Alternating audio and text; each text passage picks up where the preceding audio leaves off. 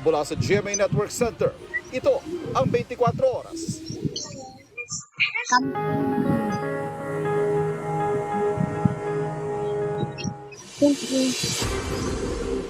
Magandang gabi po Luzon, Visayas at Mindanao. Dagsa pa rin ang mga gustong humabol na makauwi pa probinsya ngayong Huwebes Santo.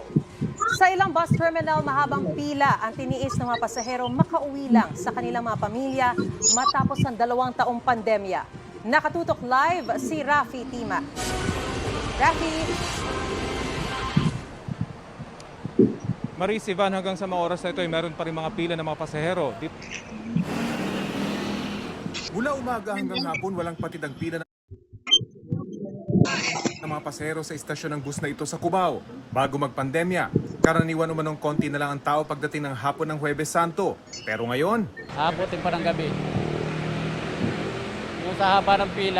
Pero yung ibang mga bus stations dito sa EDSA ay hanggang alas 7 lamang ng gabi yung kanilang operasyon. Pero kapag may mga pasahero pa rin dumating, ay i-accommodate naman daw na lang yung mga to para lang masiguro na makauwi yung ating mga kababayan ngayong Semana Santa. At yan ang latest mula dito sa Cubao. Maris? Maraming salamat, Rafi Tima. Samantala sa Parañaque Integrated Terminal Exchange o PITX, pahirapan ang pagbili ng tiket dahil sa dami ng pasaherong nagwo-walk-in. Yet, Nakaugalian na ng maraming Katoliko ang pagbibisita iglesia tuwing Semana Santa. Kaya matapos ang 2 taong paghihigpit dahil sa pandemya, marami ang dumagsa sa mga simbahan. Yan po ang aking tinutukan.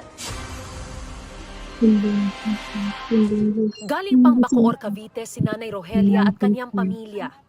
Pero kahit sa taon na walang traffic sa Metro Manila, at nagsialisan ang marami sa mga residente,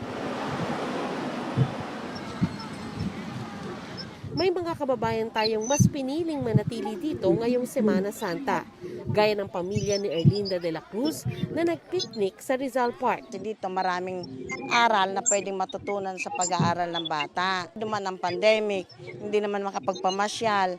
Yung baga, ngayon yung pagkakataon na medyo open na ng konti. Ang pamilyang ito naman galing pa sa Pampanga. Sinamantala daw nilang wala silang pasok sa trabaho at eskwelahan para makapag-bonding. Yung tradisyon po namin magpapamilya. Lazada's Piso deals are here. Enjoy 1 peso deals plus free shipping for today only.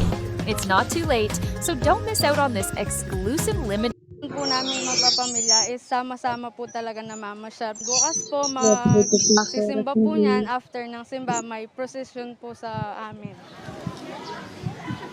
Kanya-kanyang pwesto nga sa ilalim ng puno sa Rizal Park ang ating mga kababayan.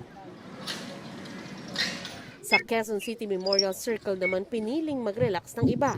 Si Gia Chan, nakaplano na sa puno sa Rizal Park ang ating mga kababayan.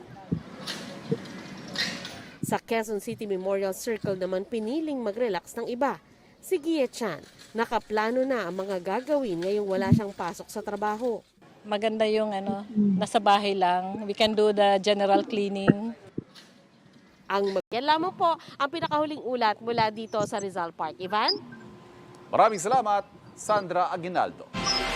At yan po mga balita ngayong Huwebes Santo. Ako po si Ivan Mayrina. Ako po si Mariz Umali, buong puso para sa Pilipino. Ito ang GMA, walang kinikilingan, walang pinoprotektahan. Walang kasinungalingan, serbisyong totoo lamang. At dahil hindi natutulog ang balita, Nakatutok kami, 24 oras. good news mga kapuso! Maaari niyong mapanood ang 24 oras at iba pa naming mga newscast sa aming YouTube channel. I-click lang ang subscribe button na lalabas sa inyong screen. Sa mga kapuso abroad, maaari niyo kaming masubaybayan sa GMA Pinoy TV at sa www.gmanews.tv.